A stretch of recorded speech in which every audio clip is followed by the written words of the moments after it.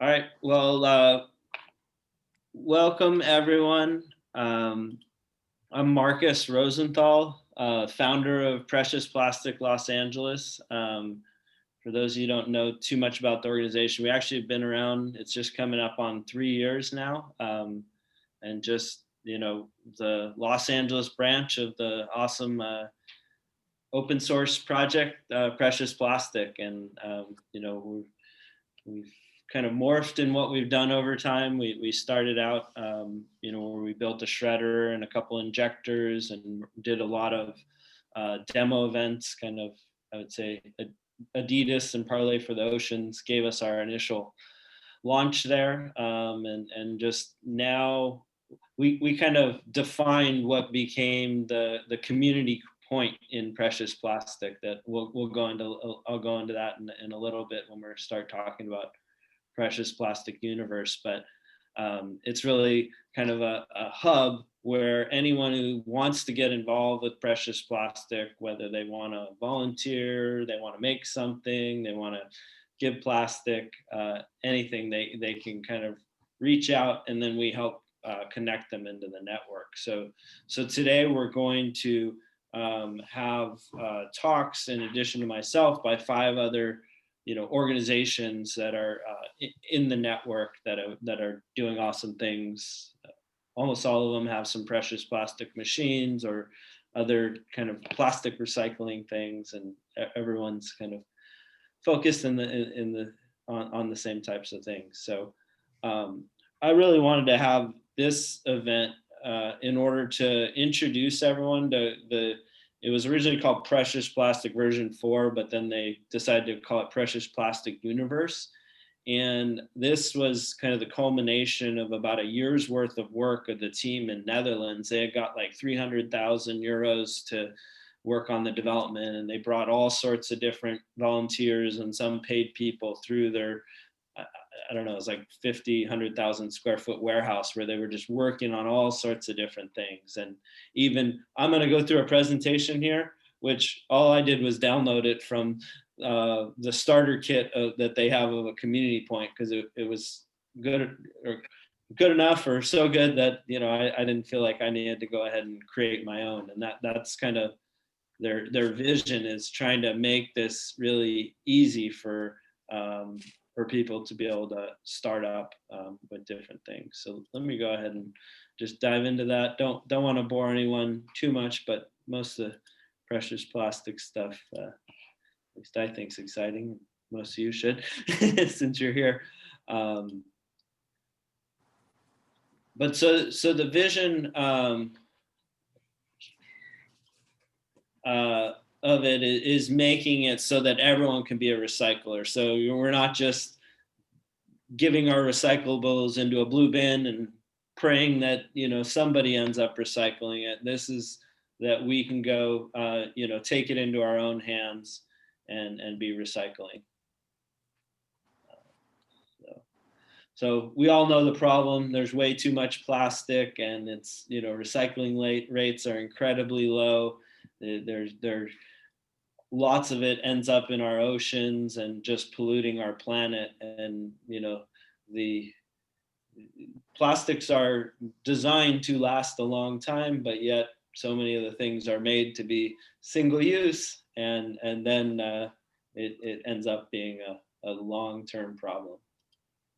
And there are recycling facilities, but they are generally they're not cost effective. So in terms of like recycled materials, typically end up costing more than virgin materials. And just because, like you see here, it's just like all these different mixed plastics, not to mention the plastic bags really clog the machines. And and you can see this is a facility that's probably millions of dollars, or if not tens of millions of dollars of equipment in order to process it. So the Precious Plastic Solutions really kind of bringing it to the people and making it so that we can more locally produce them. So this is the initial suite of machines, where starting on the left was the shredder, next one to the left was the extruder, then the injector and the compression machine. And actually within the organizations that are presenting today, we have multiples of all these machines that we have here within Los Angeles. So if anyone's interested to learn more about them, you can talk with the team at the end.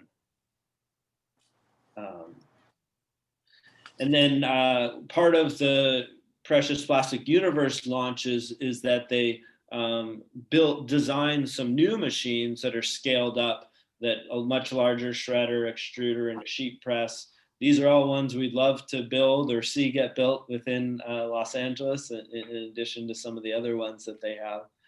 But I'm not aware of any of these machines kind of here yet. But you can just create, all sorts of beautiful things, and that's what's amazing about precious plastic. It's kind of showing that plastic can actually be a valuable material in creating beautiful objects, and those beautiful objects tell a story. I was pretty happy. I just received this here is a watch from one of the precious plastic groups called Waltic.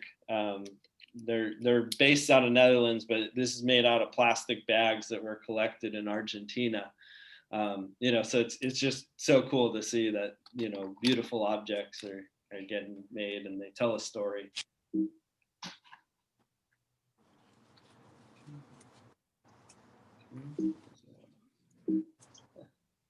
Oh, back to the share screen.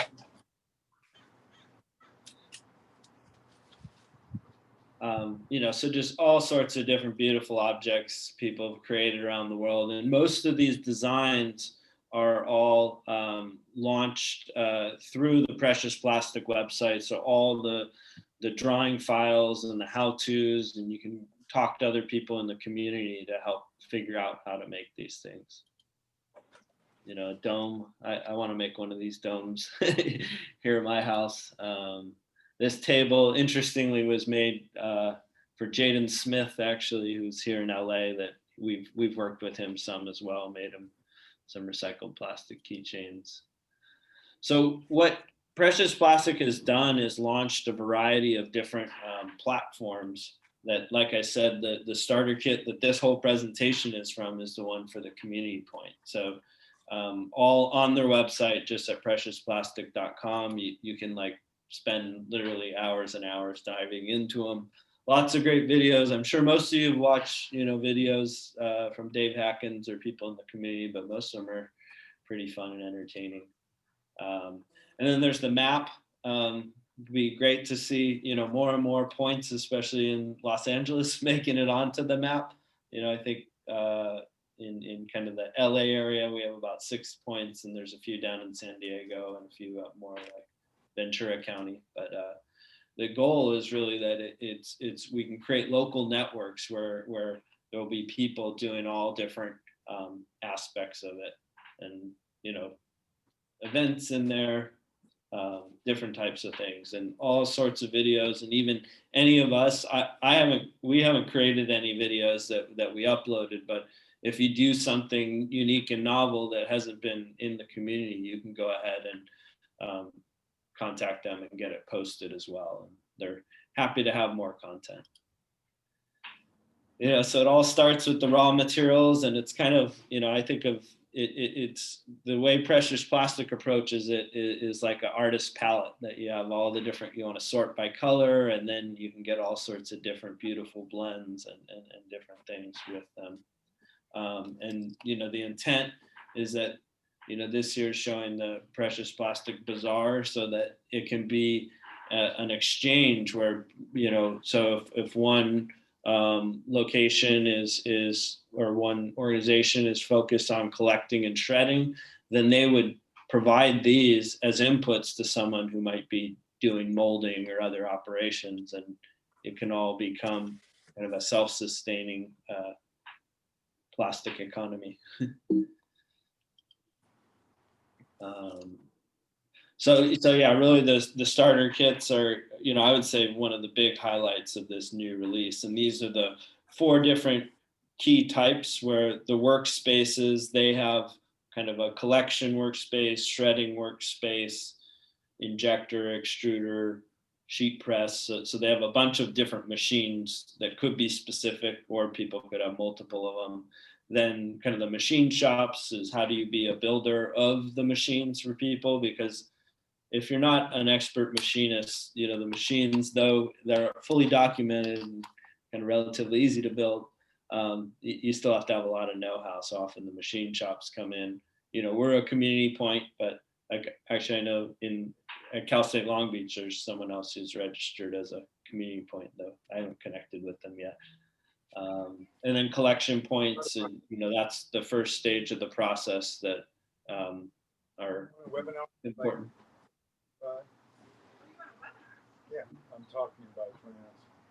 Someone's unmuted, if you don't mind muting. So yeah, really, this is what creates the precious plastic universe, and it's amazing because there are people all over the world, and you know, in fact, on this call, it looks like we have people from all over. And if for any of you who joined a little late, if you wanted to go ahead and just put in the chat where you're from, could kind of be a little intro for everyone. And it's all open source online for free, and you know, encourages the community to keep everything open source and free, because this is a massive problem that, you know, if people are creating proprietary solutions that, oh, I figured out something good, but they don't want to share it, it actually never really solves the problem. So that's what's, you know, so wonderful about this project. And Global Army, I think this, I'll probably hand it off here to diving into some of our other local experts. So let me just stop the share here. So so I'll go ahead and introduce Richard. So Richard, we connected with, I don't know, probably about 2 years ago now, when he wanted to make an extruder, or he wanted to use our extruder to make some art. And we said, well, we don't have one yet. So then he went and made one. And I think Dave Hacken said it was the most beautiful one he's ever seen too. So, well, I'll leave it to you, Richard, now. All right. Hey, everybody. Yeah, so I'm going to try to not get everybody dizzy. I just have a couple points where I'm going to set up my computer just to give me a good view. And I'm just going to cover really quickly and that. So basically, these are the machines that I built. And the reason why I built them is I'm an artist, sculptor. I do primarily interactive and very hands-on engaging sculptural work, and mostly in steel and aluminum. And then I was doing a lot of resin work, and I'm really interested in animation, and so I was doing a lot of multiples of things. And a couple of years ago, I was thinking, you know, there's got to be another way to do this, and you know, thinking about all the waste of plastic. So I started looking into that. You know, came across Precious Plastic, and then you know, Marcus and Garrett, just a block away. I'm in downtown LA, and so yeah, I just kind of stepped into letting my art kind of inform what's needed for me. And so basically, I'm on this mission to replace anything I would think about for using a resin or clear plastic virgin, and it's going to only be you know, a recycled material. It's funny, I've almost entirely eliminated all the plastic in my personal life, but now I'm like loading it up in my career here. So basically, I'll just kind of quickly cover. I'm not sure if everybody, you know, knows much about these machines, but this is the shredder I built, and basically you put in, you know, recycled product into the shredder here. I'm not going to turn on; it's really loud. And then you just grind it down, and that turns into all these flakes that you see. And then for me, I wanted to make these long rods, and you'll see what I mean in a second here. But so I built the extruder, and I used a really powerful motor and a thing called a compression screw, and just to really get a lot of pressure. So you can see how long this is.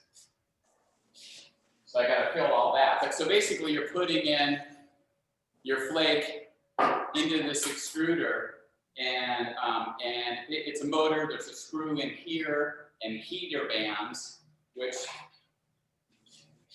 they're all hidden, so I thought I'd bring out a couple. But these are the heater bands that are underneath anything you see that has a like an insulation chamber on it. Those are all heater bands, and basically it's just melting it. Just turns into, it's like a giant glue gun.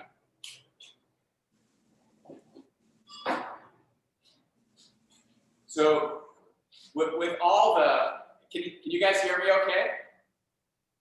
Yes, Yeah. we can hear you. Yeah, we're good. Kind of yell.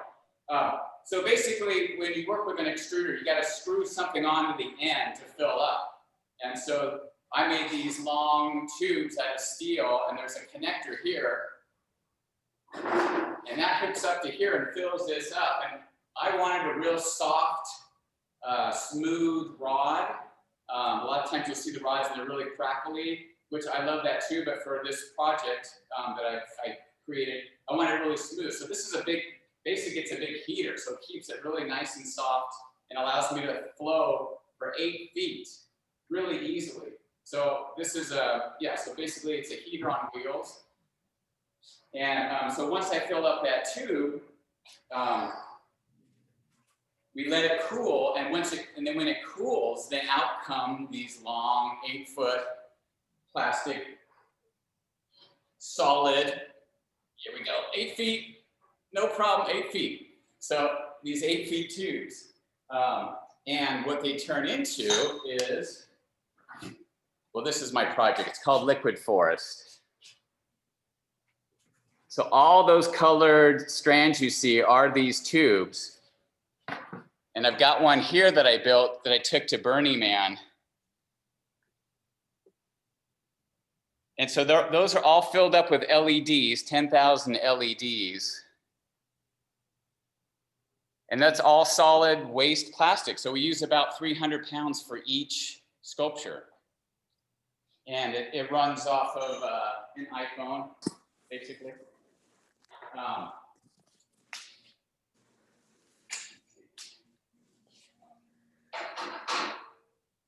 Okay, so I'm going to go to station number 2 here.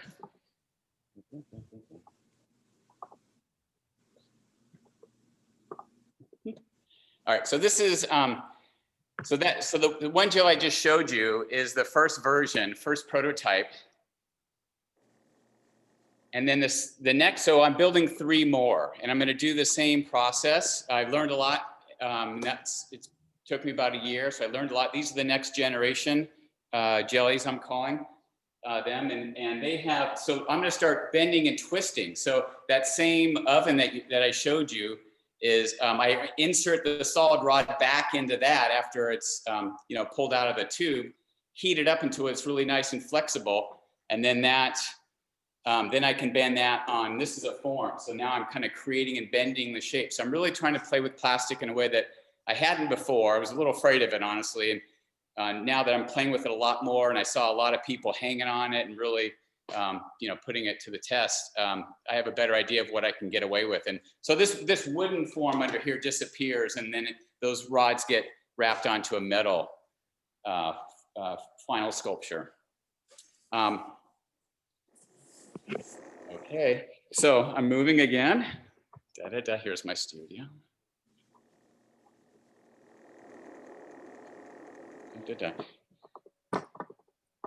So moving along as far as that same idea of trying to replace everything I would do with resin, I came up with a couple of more contraptions. I needed something that allowed me to inject into little voids, and so I wanted a handheld thing. So this is one of my latest pieces. I call it Little Squirt. And it's a handheld injector, and it's an industrial caulking gun. I'm trying to keep along with that same energy of being able to buy stuff off the shelf, that kind of thing, and modify, so it's not too complicated.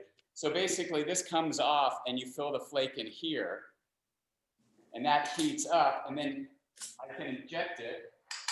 That's heater bands in here, so I can inject it into things like this. Has this sort of stained glass kind of quality.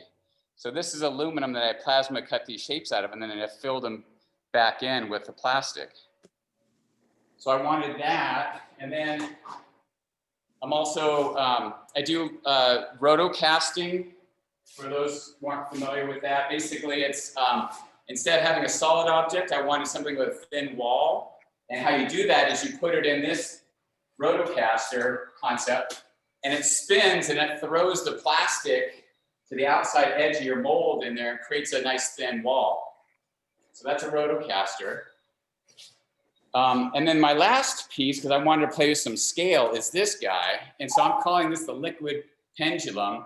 And there's a track system up above. It's like a 3D printer, except I can be more freeform with it. So I can, work on a 10-foot area here, side to side, and playing with it. I'll leave it there. And really have a bigger space to play with the plastic. And then one last little plug for team and community. It's so important. That's why I love being involved with this. No. Sorry?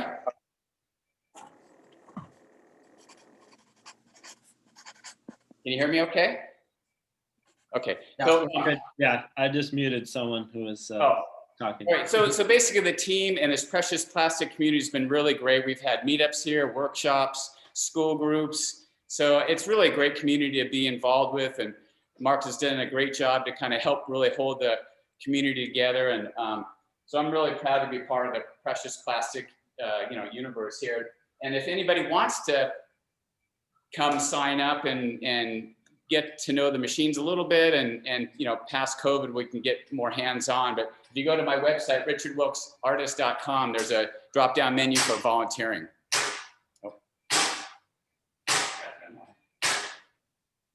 We were wondering, what kind of plastics do you use?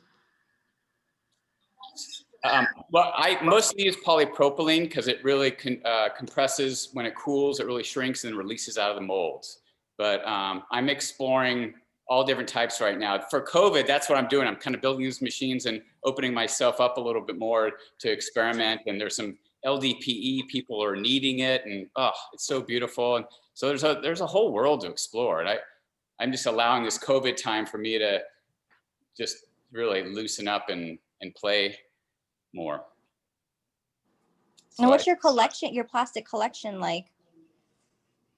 There's kind of a range. This maybe should be the last question real quick, but there's for industrial scale, for some size, there's a place in Anaheim that I go to, and they have old Tupperware product and surgical equipment stuff that they recycle. So I get kind of bigger bulk stuff there. And then I'm in this artist community of 700 people. And so people bring me plastic all the time too.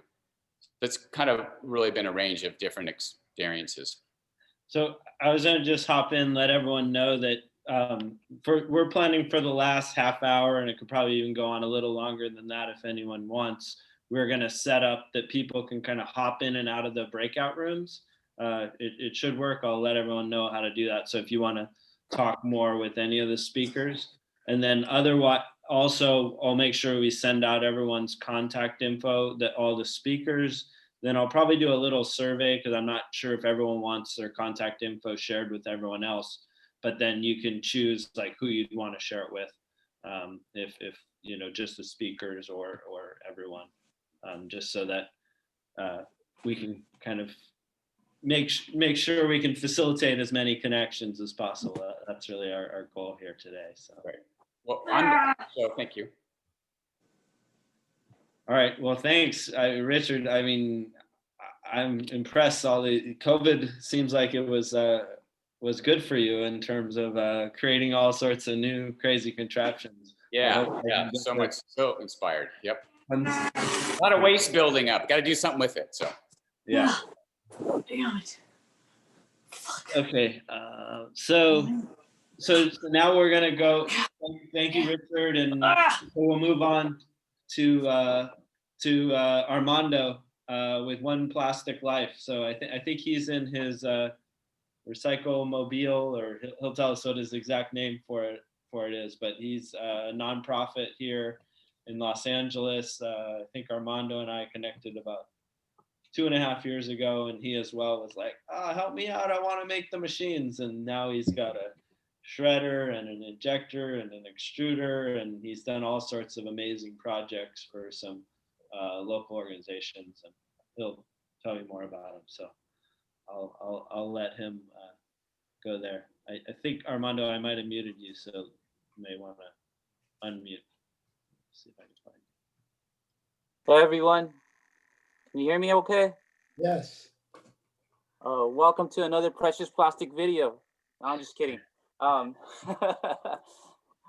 So my name's Armando. I'm the founder of One Plastic Life. One Plastic Life is a nonprofit organization focused on reducing plastic pollution, and we provide job training opportunities to homeless and unemployed people. So a little bit about me on why I started this. I was working construction for a good amount of years, and I was pretty much doing the waste management for the building. And I saw a lot of the trash that was being thrown out, and pretty much just opened my eyes on all the waste that was going on in the construction site. And then that actually, as I was getting paid more, I'm from the East LA area, El Sereno community, and like I never really made money. So as I was working construction, I bought myself a fish tank, something that I always wanted. And then I started learning about the coral reef and things like that. And then that snowballed into plastic pollution. And then at the same time that was going on, a lot of my friends, just like in the movies that you guys hear in the movies, things that happen in the streets happened to me. A lot of my friends got lost in drugs. They ended up homeless. A lot of my friends are still out on the streets. Some of them suffer from mental health, things like that. And they would always ask me to see if I can give them a job, because they were seeing me work construction and they were seeing me like better myself.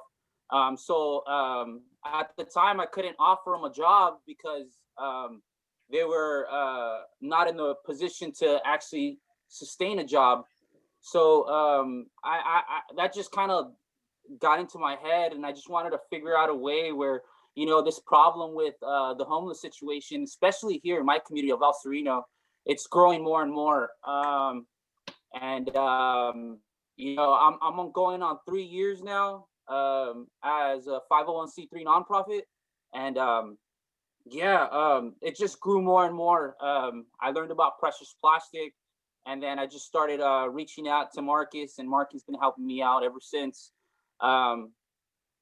Like Marcus had mentioned, we have gotten jobs here and there. People are noticing what we're doing.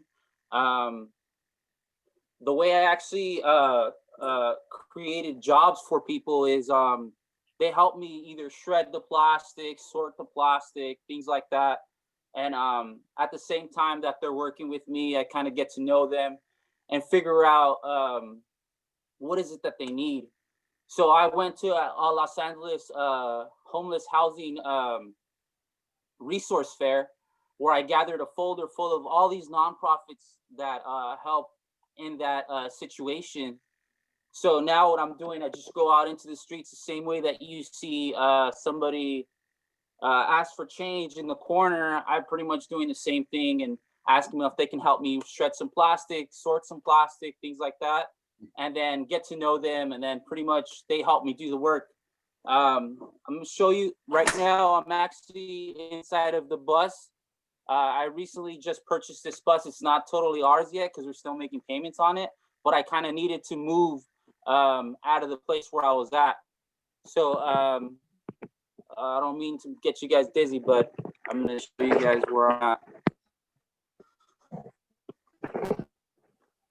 So this is the bus. Let me take you outside.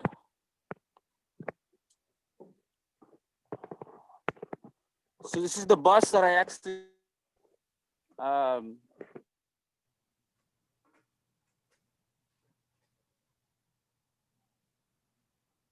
Armando, you're breaking up on us. So the goal with this bus is to be a mobile recycling recycling center. As I said, for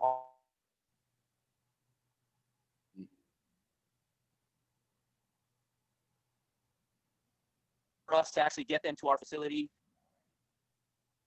Armando, can you location. hear me? Armando, Go you're ahead. breaking up on us. We're hearing every like 10th word.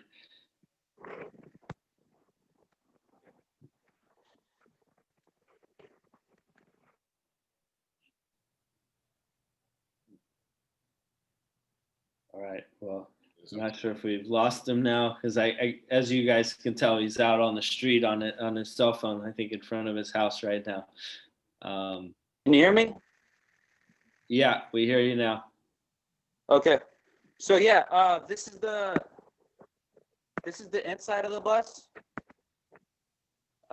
Here we have the extruder. We have like a filter. So the dream is to actually run this. I don't have everything mounted. This is just mocked up so you can get an idea of what the potential can be. So that's my filter. This is the injector. This is actually Marcus's from Precious Plastic. Armando, we don't see any video right now from you. It's just frozen on the street.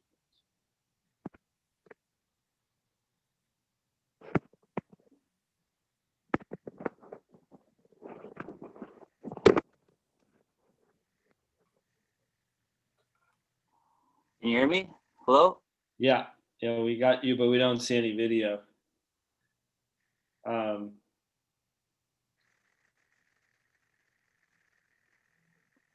can't hear me?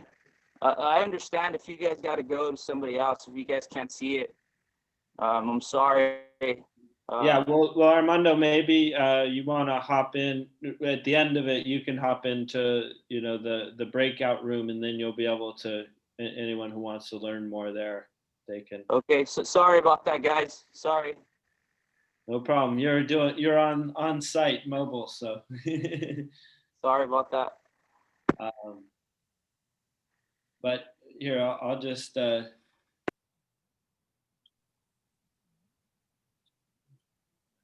But yeah, so just to summarize, because I've been working a lot with Armando, and he's been doing some amazing projects. Like he's doing some face shields right now. He's actually a certified cow recycle community recycling program, and like talking to some of the local grocery stores and being able to potentially service some of their recyclables.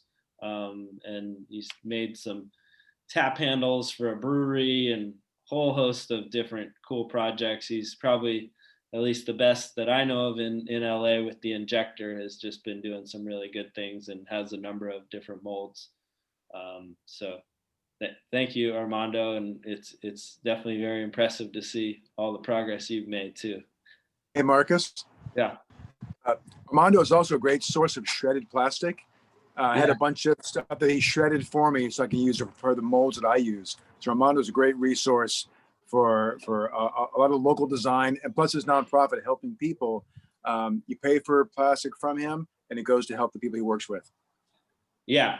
So he does collections both from community cleanups, but as well as he has bins around at a variety of different local organizations. So he's really helping kind of increase recycling rates, but also collecting it, off the streets and the beaches, and so before it ends up in our oceans. So, all right, well, thank you, Armando. We'll go ahead and now introduce Marcus Erickson. So many of you probably know him, that he was the founder of Five Gyres Institute, and more recently he's been working on Leap Lab, and he's traveled on a boat made out of plastic bottles all the way out to Hawaii that he made. Fascinating book if you guys want to learn all sorts of great things about the plastic pollution problem, called Junk Raft. But just sad he's no longer my neighbor. I used to live in this neighborhood, and always very inspiring to get to talk to. So interested to hear all your latest, Marcus. I'll hand it over to you. Oh, you're muted. Yeah. How's that? Good. Can you hear me? Yes. Okay. Yeah. Thank you for having me join Precious Plastic. LA and share some of the work that we're doing. Yeah, we began doing ocean plastics work back in 2007. We sort of began in 2008. We sailed to Hawaii on 15,000 plastic bottles. And then 2010 began sailing around the world. And we've sailed through each of the 5 subtropical gyres. In the Great Lakes, we discovered microbeads, became a federal bill. Just last week, actually earlier this week, I published a paper on plastic bags in the stomachs of camels. And that came out in the Journal of Arid Environments. In fact, I can show you one of these crazy things inside camel stomachs. If you look above me, outside my garage, that was inside one camel's gut in Dubai. So that we discovered a 1% mortality rate on plastic bags and ropes harming camels. So I'm an environmental scientist. I publish research on the impacts, the distribution of plastics worldwide, and some ecological impacts. And I enjoy doing artwork on the side. I have this side hustle every summer going to Wyoming and digging up fossils. This is one dinosaur that we collected when I was a young student back in 1988. Found half of it, and the other half, the horns and part of the frill, we found about 10 years ago. And with all the time during COVID, I put together using an epoxy to fill in the gaps. So all the dark colored, the black material, that's an epoxy, a 2-part epoxy knead together. And they're all the brown stuff. This is all real bone on the cheeks, the middle of the horns, the back of the frill. Now, what I want to do with all the parts that are not real, all the epoxy, is cover those with sculpted plastic scales. In the science of paleontology, we've actually found some Triceratops skin, and they look like small hexagons, different polygon shapes, little raised scales that some have like a filament coming out of them. It's really cool skin. So I'm trying to recreate some of those, melting some of the plastic trash I've collected during my research, having sailed across all 5 gyres. I have tons of trash, now melting it into these molds. I'm using things like, here's some stuff that might look familiar. I've got colleagues in Hawaii at Camilo Beach. It's one of the most polluted beaches on the planet. It receives lots of trash from the North Pacific subtropical gyre washing up on the Big Island. And they keep sending me stuff. For the last 3 months, I've got like 20 packages full of all kinds of trash. A lot of fish bitten materials you can see there, all those fish bites. And this is great polyethylene, HDPE, a milk jug, and other jugs. That's a Clorox bleach bottle and an oil can. These melt great. The only issue is some contamination on the ocean plastics. It requires a lot of cleaning. So in the processing, you might want to shred this and then wash all that shredded material, get all the bryozoans and barnacles off of there. Take all the fishing gear. I keep getting a lot of fishing gear, and it's covered. When I shake it, I mean, tons of bits of calcium carbonate and bryozoans and things that have stuck to that fishing gear kind of fall off. So I've got to mix it with other plastics. And actually Armando, who was on there just a second ago, I handed him a stack of 50 sleds. I went to Lake Tahoe during the Christmas a couple of years ago, and I came back with 50 broken sleds. All these little sledding hills, kids are playing, and then when a sled breaks, they leave it there on the ground. And it's a huge piece of brand new polyethylene or polypropylene. And Armando was kind enough to shred that for me for some of these projects. So what I've been doing is taking some of the shredded plastic trash we've got, and I have a very simple process. I haven't invested in building the precious plastic machines. I take toaster oven, and I take one aluminum tray, fill with trash, put it on bake for like half an hour, and what I get are these panels. And I'm putting probably a kilogram or 2 of plastic in there, and I get these really colorful panels. And then these, what I do is I then cut out the shapes I want. I cut these shapes out, and then I have been painstakingly grinding down the edges to make these little scales. And it is a pain to do that. Now, but some, they come out really beautiful. Like I really like these. They're really cool. Little pyramid shaped scales, and it picks up all the colors of the mixed plastic. And you can see here's one that's not yet finished. It's really rough, and I'll go to a little belt sander and sand these down and make them smooth. And the goal is to attach these just onto all the missing spots where I don't have real bone, I have the epoxy with the scales on there. Now, Richard Wilkes, your extruder, your industrial caulk gun extruder, I would love to see how you built that, or borrow yours and get Armando to shred more plastic for me and use that to reconstruct the missing horns on this out of waste plastics. I would love to do that. So I'm trying to find more efficient ways to make these scales, because the one at a time, I need at least like 300 to 400 of them. So I just made a new mold I'm going to share with you if I can find it. Here we go.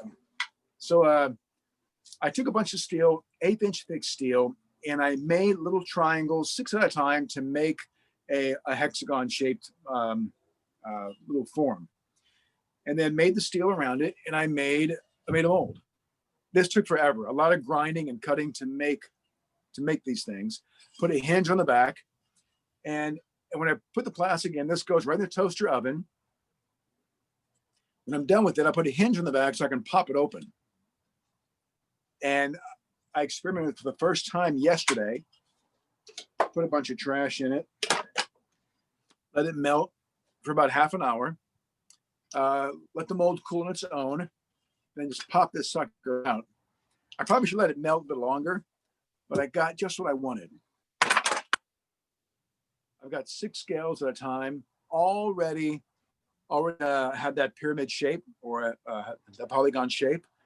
Very little grinding. I'll cut the meat. I'll cut each one out, touch it up, then start arranging those on my skull behind me. So that's the precious plastic sort of activity I'm working with. I really enjoy meeting the people who are on this call, and in a couple of years I worked with precious plastic with Marcus and Armando and others. I'm really eager to learn more efficient ways to do this, and I enjoy this community because there are a lot of bright minds here that I'm really learning from. Like this call especially, it's a vertical curve on learning new ways, new ideas on how to do things better. So that's it. Marcus, thanks a lot for having me, and I want to hang around and hear what everyone else has to say. Yeah, thanks, Marcus. Like, again, keep getting my mind blown by all the new creations, that mold, and just when you first sent me the scales of the Triceratops, I didn't understand, truly the whole vision. So getting to put that together, and definitely if there's any way that you want anyone else in the community to help you out, let us know that. Obviously you said Armando or Richard can help, but if there's any volunteers or anything else like that you're looking for, then now's the time to I can make a request. Yeah. Make a request. So I got to figure out. So those little scales I made, they're great for the sides, on top the frill, and the sides of the face and the lower jaw.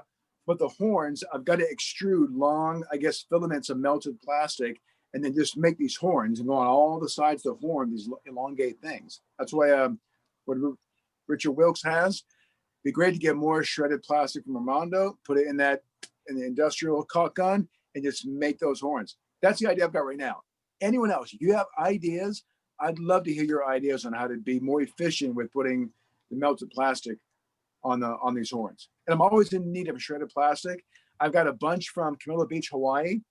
I need to supplement that with a lot of newer shredded plastics. So I have that need for material and this need for expertise from the community. Great. Well, I'm sure everyone's going to want to hop into your breakout room to hear more after this, and love to allow everyone to have more time. So we might have to do this more frequently, of just periodic updates, because it seems like everyone's making progress so fast. I know we were just using your little, what was it called? Before the oven, when we were making the little panels, your crock pot, right? Yes. So Early stage innovation. yeah. Crock pot from Goodwill. All right. Well, I think now we'll move on to Cheryl. Thank you, Marcus. So I don't know Cheryl too well, but she's with Play It Again Plastic. Richard brought her in, and I know she has a very cool plastic sorting machine and is up to some other interesting things. So I'll be learning here with everyone else about Cheryl. Awesome. Hi, everybody. Oh, wow, that sun is really bright. I'm just going to make a little adjustment so that you guys can actually see these things that I'm going to show you. Okay, that should be a little bit better. So hi, welcome. I am coming to you from, can't I share? Oh, here, hold on. Let me make sure. There we go. Now you can. Awesome. Coming to you from Tribeco Canyon, California, over in Orange County, and I'm about an hour from downtown LA, so not too far away from civilization. So yes, I am a startup of one called Play It Again Plastic, and I am focusing on recycling plastic toys and using the plastic to print 3D products. And so I'm really interested in hooking up with those bus people that you mentioned earlier. I think it was a little bit before the meeting actually started. Whoever mentioned that, I'll maybe chat me and remind me who that was. Because I think that they were doing some 3D printing. So I found precious plastic about 2 weeks after I decided that I was slowly dying behind my desk. And you can see, yes, I came from corporate world because we're going to do a presentation. So I needed to stop sitting and working all these boring hours on this boring job. And I've always wanted to have my own business and always wanted to do something. I've always been ecologically minded, I guess. So I started thinking about doing plastic recycling, and like within 2 weeks of just having the idea, Precious Plastic came out with version 4 now, Universe. And it's just been invaluable. I was floundering and, how do I, just one person, recycle plastic? So it's super, super helpful. And I'm going to try to go quickly because we're kind of shorter on time. Okay, so the reason I wanted to do toys, 55% approximately of toys are just thrown out regularly. Like when parents were surveyed, they admitted that, yeah, I clean out the toys like pretty often and just throw away the plastic. And it's not because they're bad people. They don't really have options.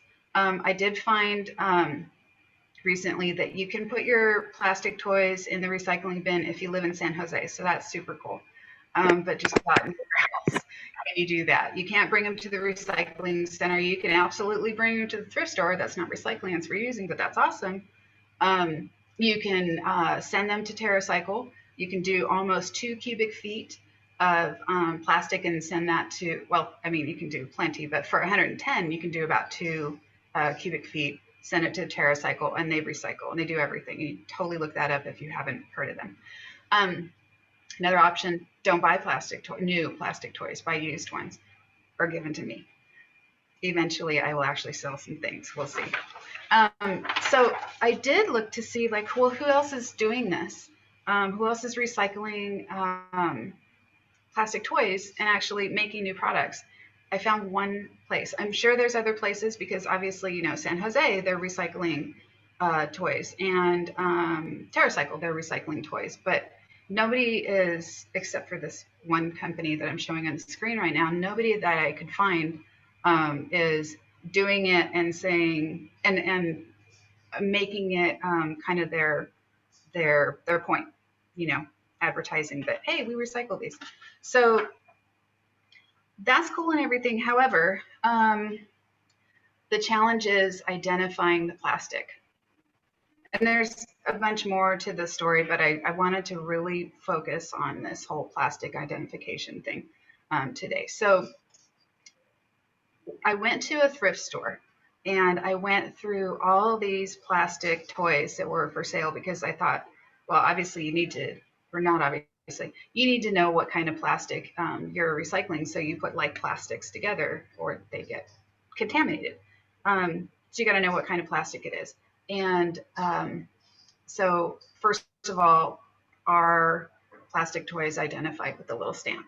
And I found out of like 60 toys maybe that I looked at, one was identified as polypropylene, and it was one of those little wagon things, but it was a plastic one. So they're not identified consistently at all. So actually, Richard and I went through and tried to figure out how do you identify all these different kinds of plastics, and we got together and did a video and did the burn test, we did the float test, we did the cut test, we did all these things, and that's an option, but for volume, you know, that's just going to take forever. You also kind of destroy a little bit of the plastic, and I really didn't feel like the results were 100% definitive. They were pretty good probably, but for me, I didn't feel like that was the option, the avenue I wanted to go. So I researched all these tools that you can buy, these meter things. And one of them was really cool, the Riri meter. It's an open source, tiny little thing that talks to your smartphone, and but you have to build it. And to do, I just didn't want to take the time at this point, because that's not my focus. I want to 3D print plastic, you know, I didn't want to spend time on a identifier. So I kept looking. I actually got to try this ramen meter from Metrome. It costs about $30,000, and the guy that worked there just he was so nice, and I really was thinking, oh, you know, maybe he'll cut me a deal, because he kept saying, well, come take a look, you know, and we'll work it out. And he was cool, and he was going to give me a discount, but from 30K, yeah, not going to happen. I looked at a bunch of other ones. I finally found one called Plastel, and that's the one that I ended up getting. It was about $1,000. It's from these 3 guys in the UK somewhere, and it's way cool. I'm going to show you that in a minute, but first, I wanted to mention that Precious Plastic totally has a community thread in their what is that? Oh, Discord, and it talks all about different kind of identification challenges, sorting challenges, and they do. If you go to this link, I don't know if it's active. I can send it to you after if you want the link. But if you go here and you scroll way down, you'll see some discussion about identification spectrometers. I think that's how you say it. Anyway, but it's not done. You know, it's not like you can just download the plans and make it. But still, someday, hopefully. So let's go back to the Plastel. I'm going to share. Let's see. Stop video. How do you stop sharing? New share. No. We see the video now. Oh, you do? Okay, sorry. Fantastic. So you see this this little blue box? Yeah. Yes. Okay, wonderful. So can you read the letters in this? Oh, actually, hold on. Let me do this. There. Now everyone will see it, because it was only on your video. There we go. Oh. Yeah. Aha, there we go. Okay, perfect. Whoops. That's my dog. Okay. There. So you should be able to read the letters right in here, right? Yes. That says P. Okay, fantastic. So yeah, this is it, and it's pretty fast. It does have one limitation. I'll show you that in a minute. So this thing was on top of, like, stuck together a couple of bottles of tomato sauce, you know, from Costco, right? And this, I can't see an identification. Okay, Doug, you're gonna need to leave. So let's see what it is. Okay, it's polyethylene. I do see a little O2 in a triangle. It doesn't look normal, but that must be right. Can you This is turn your camera up a little? We can't see the display oh, right now. thank you. Thank you. That's important. There we go. This is one of the cases that, here, I'll put it back here so you can see. A case that screen protectors came in for a phone. And so let's see what that is.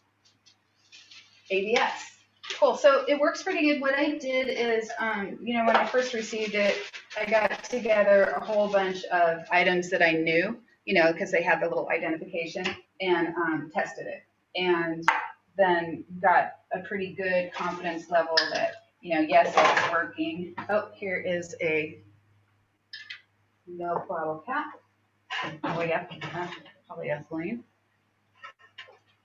And it doesn't discern between HDPE and LDPE, but actually, you know what? I haven't looked into if you can melt them together, so that would be something to find out. It also does plastic film. So this one has a little number 4 on it. I'm kind of folding it up so it can get plenty. Okay, so polyethylene. If I do just this skinny part, let's see what it does. Okay, that. Okay, yeah, so it looks like it really needs to kind of be layered up to see it. Polyethylene.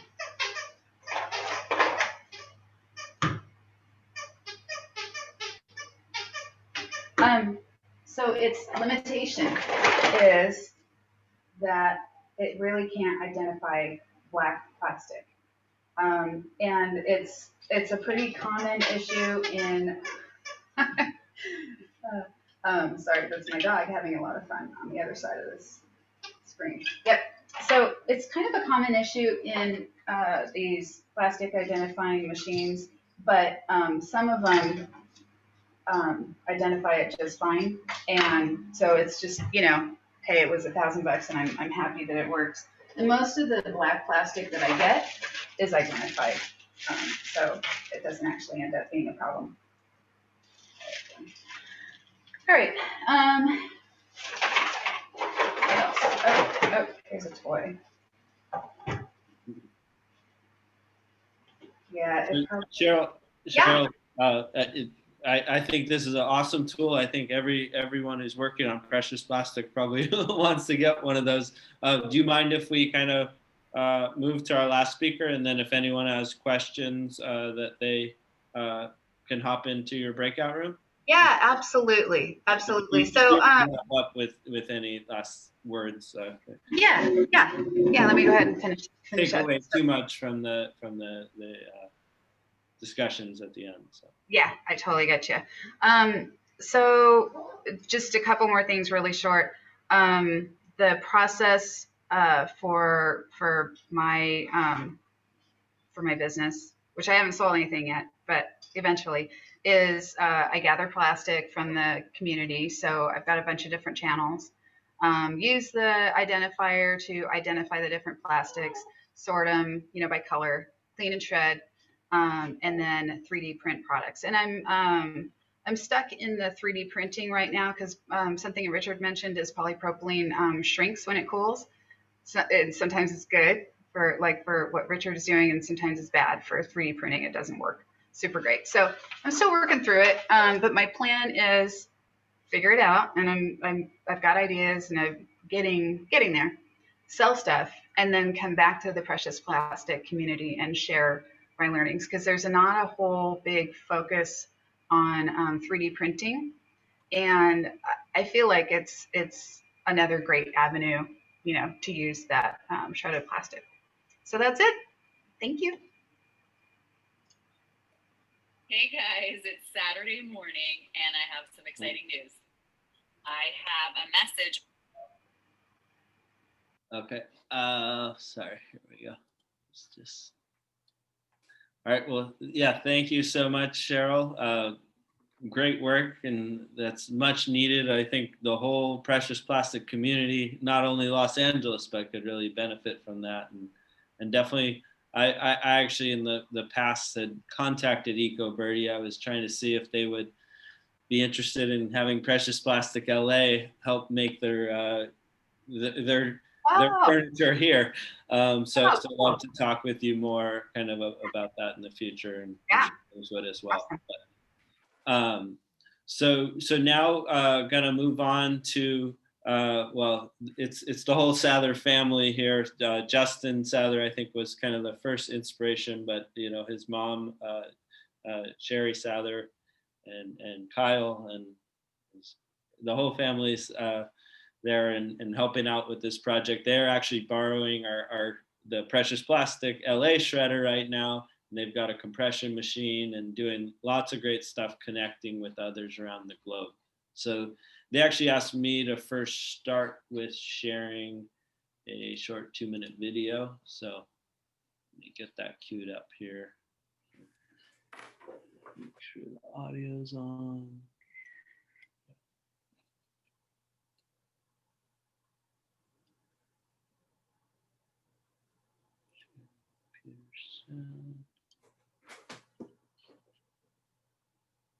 Okay. Hey guys, it's Saturday morning and I have some exciting news. I have a message all the way from... Hello Justin, my name is Alicia and I'm working with Precious Plastic Kenya. Yeah, I just heard that you're doing some precious plastic work in Los Angeles and I'm really excited to work with you. So here in Kenya we've found ways to turn plastic waste into more valuable products. So first what we do, we collect the plastic waste, clean the waste, and then sort the plastics into different types because they have different melting temperatures. We have a lot of these. We then melt them down using our compression, extrusion, and injection machine. This is the compression machine and this works exactly as an oven, but for this we use it for only plastic. We're going to make the caps into something in our precious plastic oven. Like this, where you put a little red on the bottom, then a mix, and do both. We have a mold with plastic cracks, we put them inside. Then just give it like 40 to 50 minutes.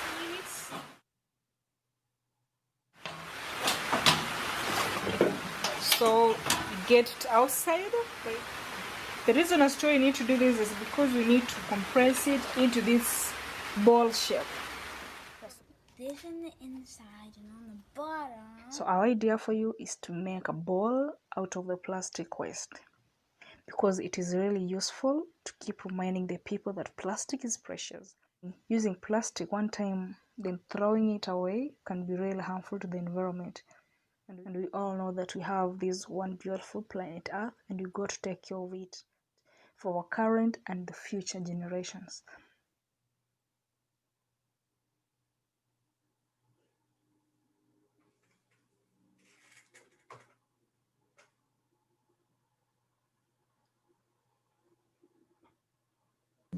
All right.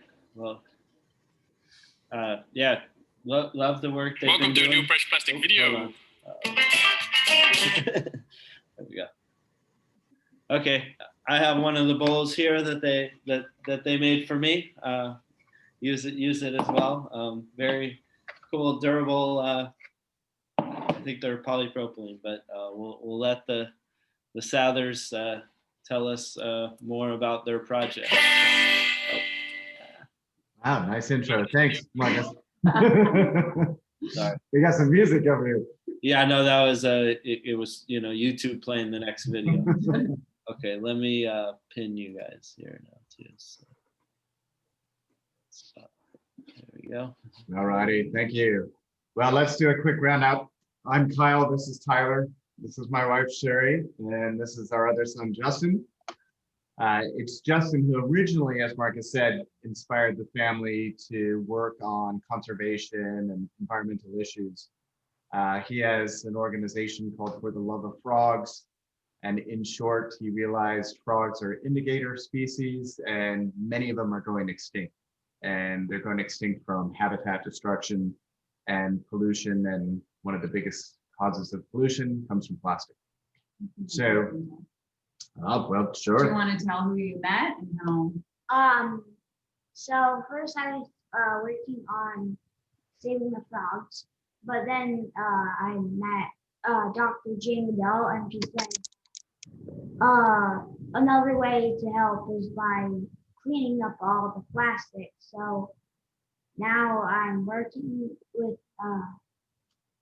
this person named Grace in Cameroon, and we were making stuff out of plastic bottles because he has a lot of them in his backyard. His whole backyard is full of plastic bottles. So in the video, Alicia from Kenya had an idea to teach us what she's doing, right? That's why we got the compression oven, because we've been shredding plastic for a year, and then we said, well, what do we do with all this shredded plastic? So then we reached out, and why don't you show some of the bowls, Justin, that you made? So here's one of our first ones, and So show how we can mix. So Tyler, show what we do. We have tasks, and then we sort them, and then we put it in these bowls, and then we put it in an oven. Show a different color, the other color. You know, we have like black and white.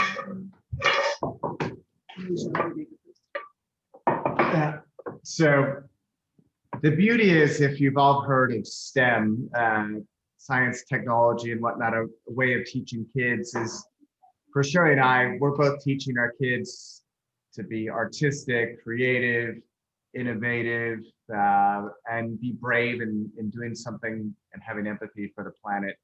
So we really like what Precious Plastic offers us, is the ability to do so many things. And as we've all learned, it can be really fun. You have just millions of different colors to make different things. We've now had some people use these for dog bowls. We've filled them with dirt and put plants. And what we like most, I think, is that our collection efforts have really derived from our community. So our hope is to continue collecting from the community and then giving back to the community, the people that recycle the plastic for us. So they remember, if they see a plastic bowl in their shelf or outside, that came from their trash. And what's really cool is it's a constant reminder to bring more awareness to the individuals. Tell them just one more thing. Tell them what that is. So we have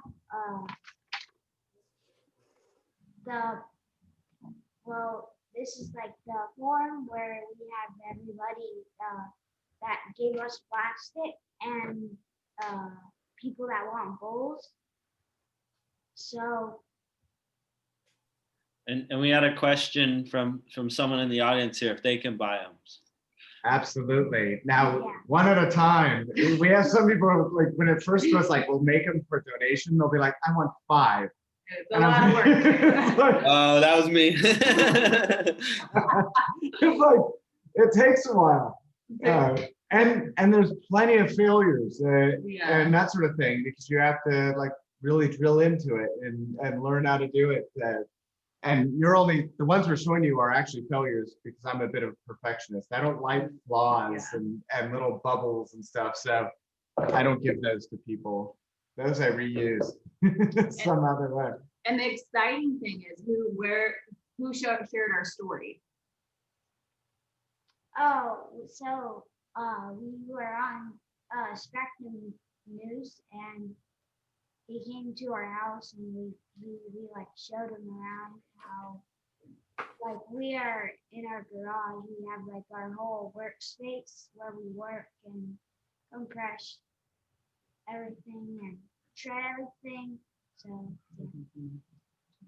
Yes, I think most importantly, thanks Marcus for so many of the introductions over the time, and to everyone else that we've seen so far. You definitely inspire us. So thank you very much. Thank you. Yeah, thank you guys, and it's inspiring to see, you know, such young kids so motivated and with such supportive parents, and you know, it's sign of a bright future for our planet. So it's good, and you know, I think the community, Precious Plastic LA community, wants to continue to help however we can. So you know, again, let us all here know, you know, how we can help and how we can collaborate. Obviously, these times of COVID, less people are going around and working together on things, but hopefully that'll clear before too long and we can all collaborate.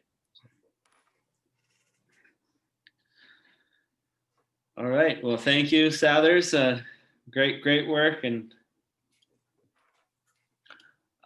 so now we'll go ahead and move over into kind of the discussions. And this is a trial. I hope it's going to work. We did a few tests. I don't know how many of you have used Zoom breakout rooms before, but one thing, I think probably most of you got email, but if we want to be able to kind of choose your own destiny of going to talk to the different people, you do need to be on Zoom version 5.3. So if by chance you're not, you could disconnect and reconnect in. Otherwise, if you're having trouble, just send me a message and I can help navigate you around. But so what I'm going to do is I'm going to open up all the breakout rooms, and there's one for each of the speakers. And then I just created another extra room too. And then they'll all stay in this one. So if anyone has questions for me or wants to just have a conversation. So we'll see how it goes.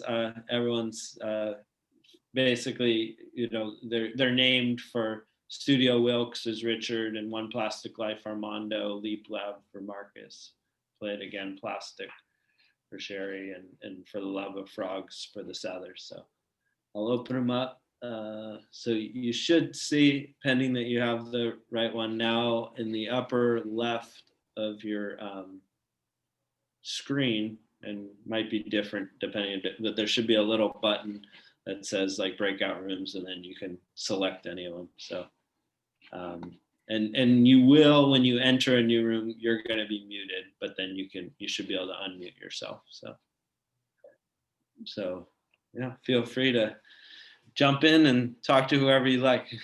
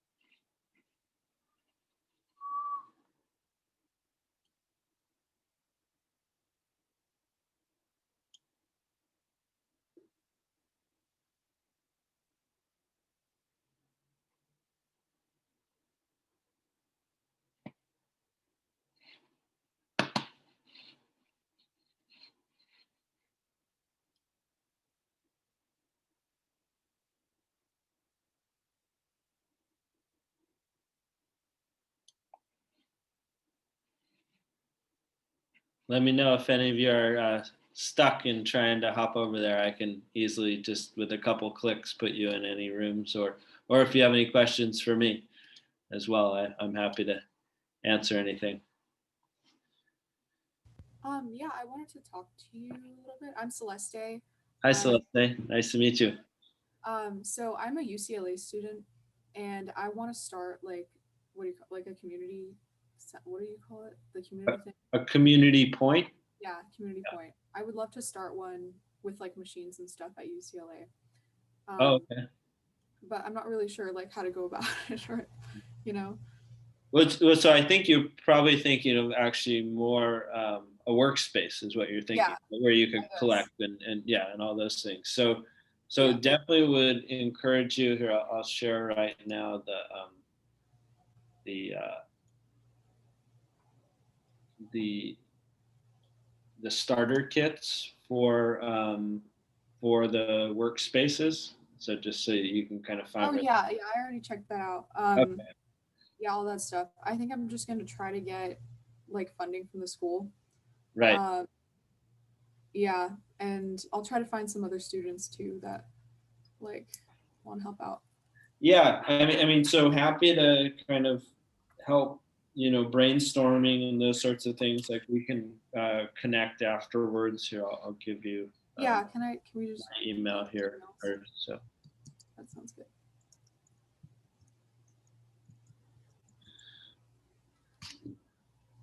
Oh, that was the wrong one.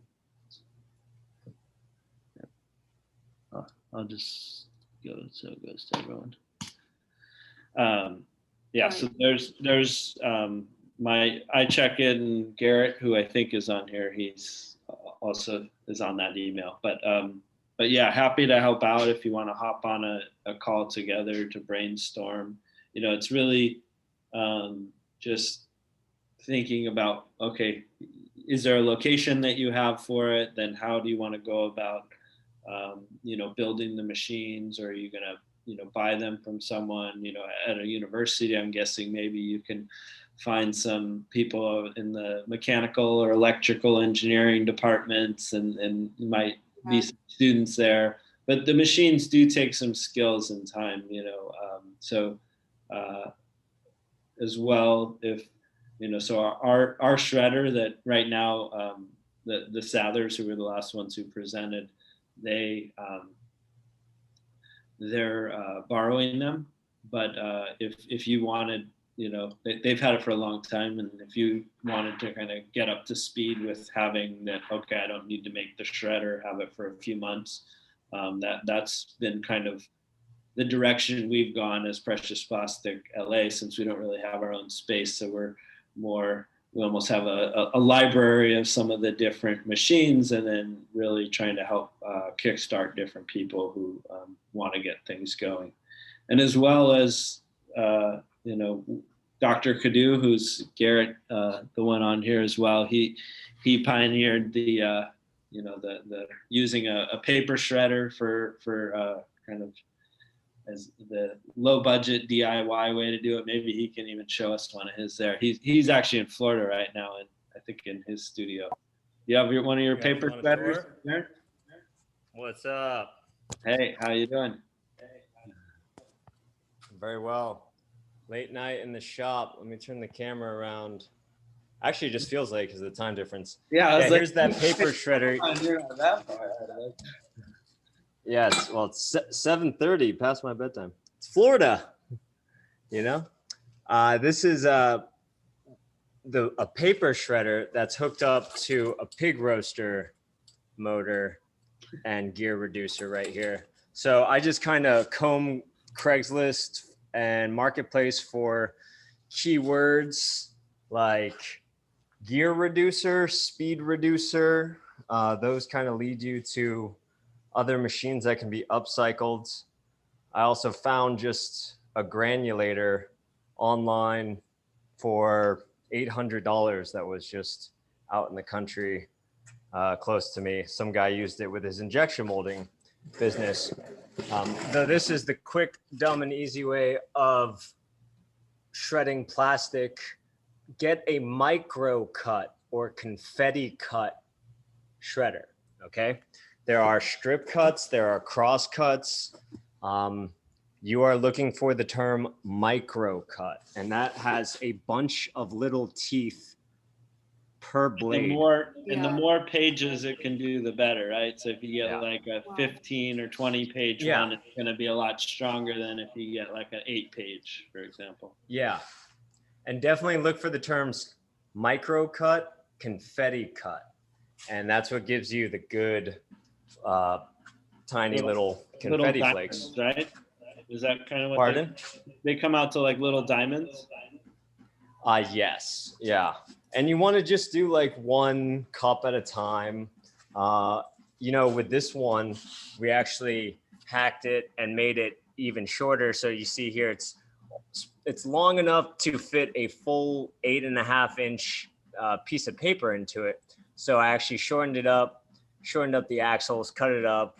I mean, that thing has just been, you know, the Frankenstein project, again and again. And here's a fun pro tip. A lot of the reasons why people throw out shredders are because they overwork them and they ran out the motors. So you'll still be able to find perfectly good boxes that can be used with other motors and do it. That whole setup is $150. So yeah, that's how you can do it. Right now I'm working on an Extruder Pro. This is a gear reducer right here and the insides of a gear reducer. Really fun stuff. Marcus knows I love taking things apart. Craftsman workshop, yeah. So Just so you got a guys whole know, Garrett was really one of the founders of Precious Plastic LA as well, and he helped us set up our workspace here and do a lot of good. Got us all a bunch of our Adidas projects, but now he's moved back home to Florida, so he's taken all his skills there. I mean, I'm so blessed that we can do these kinds of online conferences and stuff like that. Like Marcus and I always said, this is Plastaholics Anonymous. We're all trying to do something about the plastic pollution problem. And I had plans to return to LA and still will. I'm building out my own recycle mobile here. And if anyone's trying to escape winter, I have this whole big workspace I've been cleaning up, getting ready. Is this the mansion you speak of? He's looking for a machinist who will live in his mansion.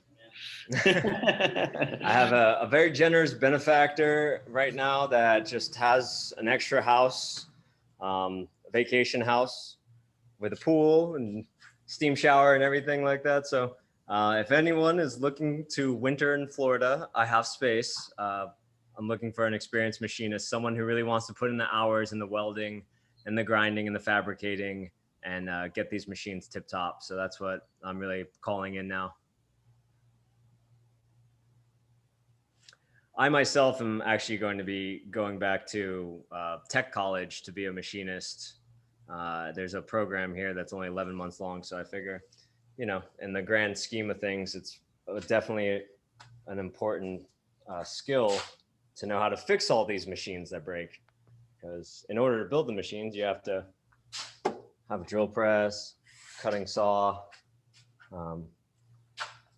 Sometimes you have to fix it and improvise.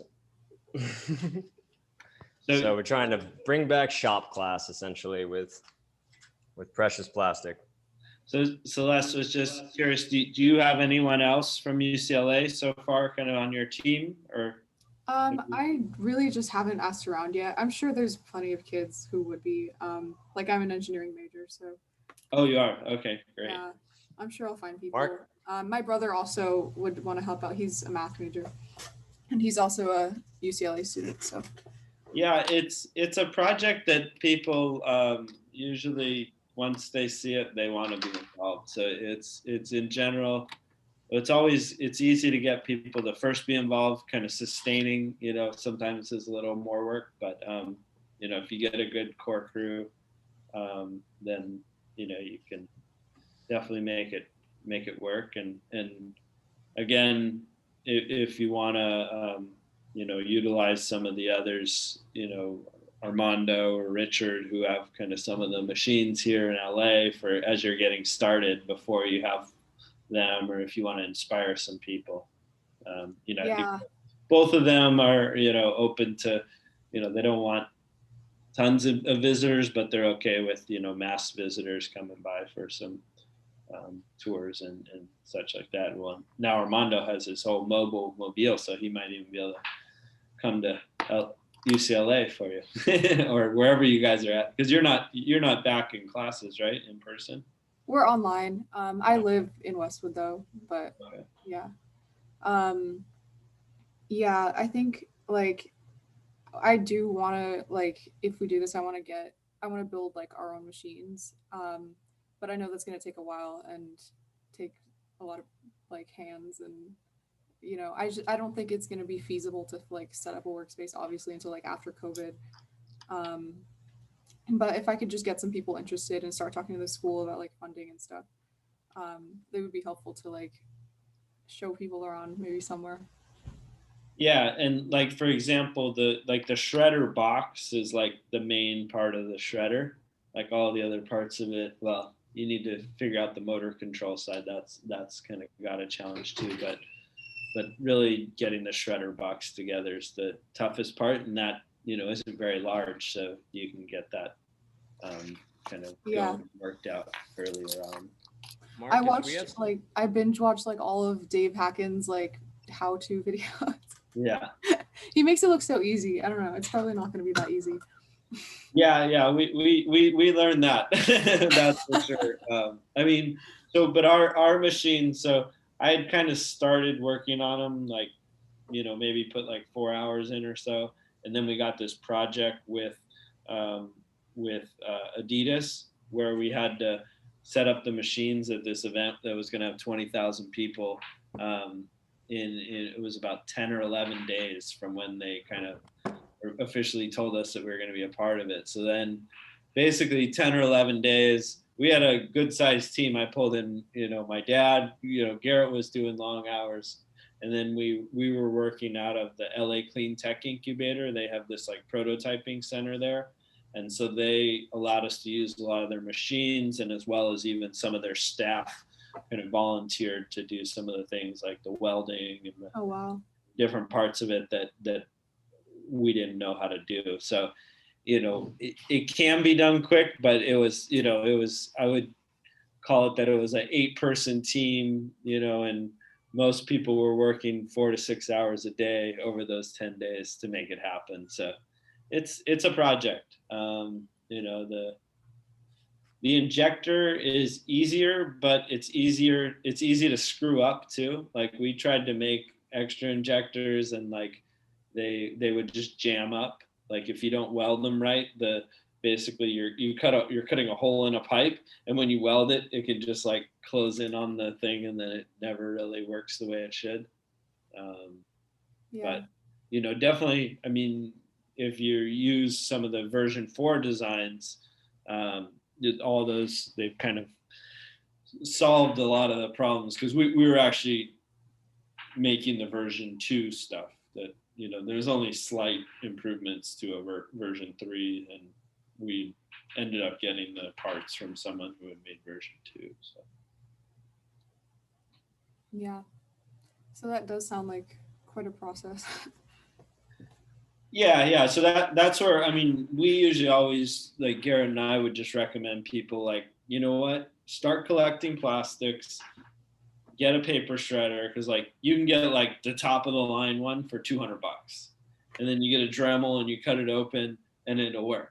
And you could start like, like this is like some plastic that, I just did a paper shredder that like Garrett literally like found on the side of the street, and you can shred up stuff like this. You just break it up and shove it in there.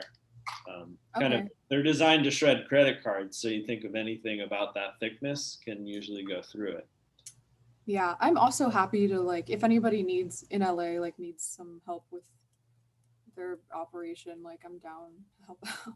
Yeah, well, that's where definitely, Richard and Armando, both of them,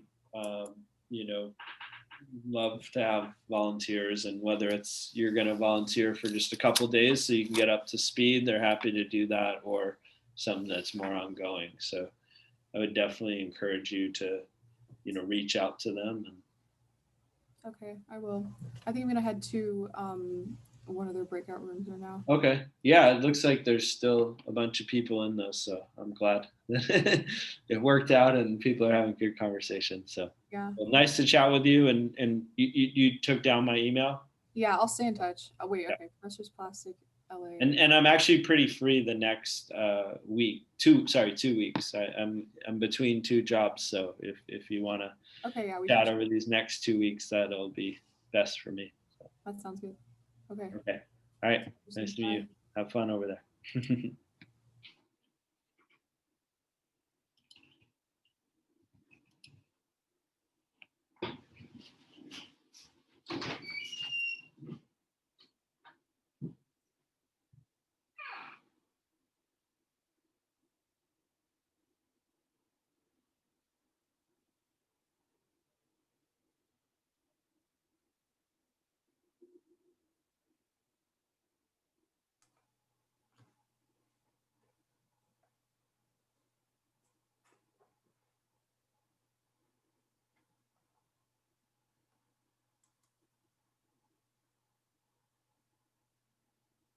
Hey, Marcus.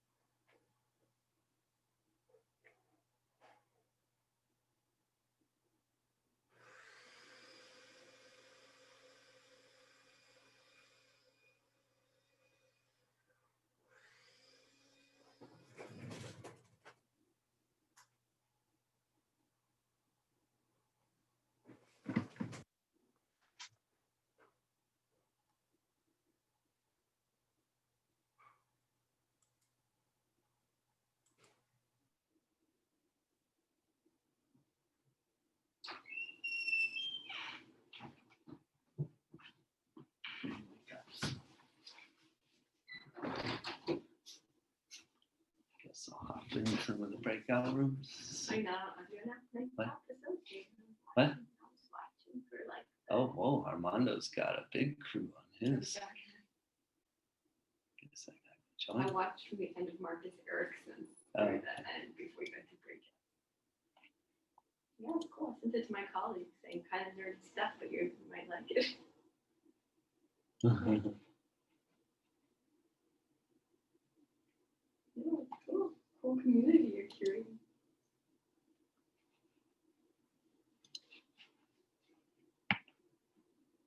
I'm gonna go hop in one. Yeah. Okay.